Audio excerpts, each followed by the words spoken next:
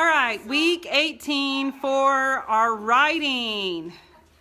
So, just FYI, we are doing something different. So, we are doing what we would be doing on week 19 in our schedule. We're working ahead because of Faces of History.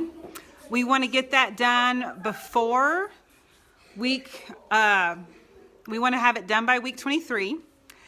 And I'm giving y'all an extra week to work on it. So we are making some changes. So let me just jump over here and go over those changes.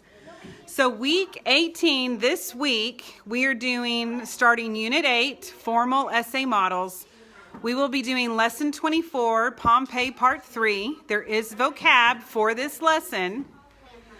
We are learning our ing opener as well as our decoration, 3 short staccato sentences, which we'll go over here in a minute. Okay, so here's our future schedule. Week 19, 20, and 21, we will be working on Faces of History. So this week, we're working over here. Starting next week, we will be working on our Faces of History, okay? This is how I broke it down. You don't have to do it this way. Just set it against the wall. But on week 19, I would work on your body paragraph 1 and 2. Week 20, your body paragraph 3 and your bibliography. Week 21, your introduction and conclusion paragraphs. And then week 22, we're going to do our presentation. Now, this is different than what I had originally because I got to thinking about it. And the week that we do our presentations for Faces of History, we don't have time to do a lesson. It will take all of our normal English and math time to do our presentations. But we do still have an English lesson that we'll need to do. So on week 22 for Essentials, we will do our presentations right after lunch, get dressed, come back, and try to get that English lesson done by 3. That's our goal. So no new writing lesson that week. Week 23, we need to at least introduce the kids to what formal critique is. So that's what we'll do for week 23. Week 24, no new lesson. We will be celebrating with some review games, okay, and activities. Okay, so that's our future schedule. Now let's go back over here. We reviewed what formal essay model is. That's your introduction with your body paragraphs. Each paragraph has a different topic, and it starts with a topic sentence. Then we have our conclusion. The last sentence of your conclusion reflects or repeats 2 to 3 words, and that's where we get the title of our paper. So whether you're doing inventive writing or formal essay, it's the same, okay? Last week, we did our introduction and conclusion to our informal writing paper for water. This week, you're going to take your Pompeii paper, which you have at least 2 or 3 body paragraphs for, and part 3 is adding our introduction and conclusion, okay? And I believe this started like on page 232 in your book. It has the outline for your introduction and your conclusion. We went over, again, what that is. So remember with an introduction, the first thing you start with is that attention getter, to grab your reader and to make them want to read your paper. You give a little background or research information about your topic, okay? Then you introduce them to your topics that you're going to be covering. In the conclusion part, you reintroduce your topic, say, hey, remember when I told you about such and such, such and such, and such and such, then you tell them what the most significant part of it is and why. And remember, the last sentence is where we get our title for our paper, okay? So we just kind of went over that. The kids knew all of this. It was excellent.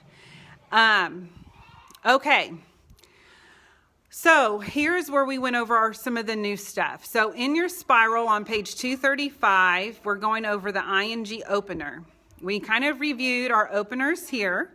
We've done a prepositional opener, an ly adverb opener. This is what we're learning today. It is page 235 in your spiral. It is page 121 in the student resource packet. We've also covered already clausal openers, which is our www.asia.web openers, and our very short sentence. Okay? So our ing openers is just that. You're going to open with an ing word. So living, playing, laughing. That's how you start your sentence. And it's an opener, meaning that it's a dependent clause. So living in Abilene, comma, Caleb and Noah played baseball. So this is our independent clause. Caleb and Noah played baseball. This is our dependent or subordinate clause, living in Abilene. If I just said living in Abilene, that could not stand alone. It doesn't make complete sense. We did a few more examples. Playing in class, Caleb put stickers on as a mustache, because that really happened. And laughing out loud, the soda came out of my nose. Thankfully, not at class, but it has happened before. Okay, the next thing we learned this week is a decoration. Remember, decorations are not in your spiral. They are, though, in your student resource pack. So that is on page 134 in your student resource pack. The decorations we've learned so far is alliteration, question, conversation, quotation, simile, metaphor, attention getter.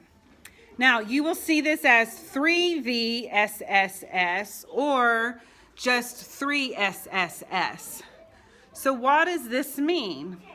So it means 3 short staccato sentences, or you could say 3 very short staccato sentences. The length of these sentences either needs to be identical or length decreases. So that would mean like a 3-worded sentence, a 3-worded sentence, a 3-worded sentence, or decreasing. This one decreases slightly. So it says the students were tired, they slept in on desks, no lessons were learned. No, it's the same. It's a 4, 4, and 4. So it's the same. There are some more examples in your student resource pack if you want to look there. Okay?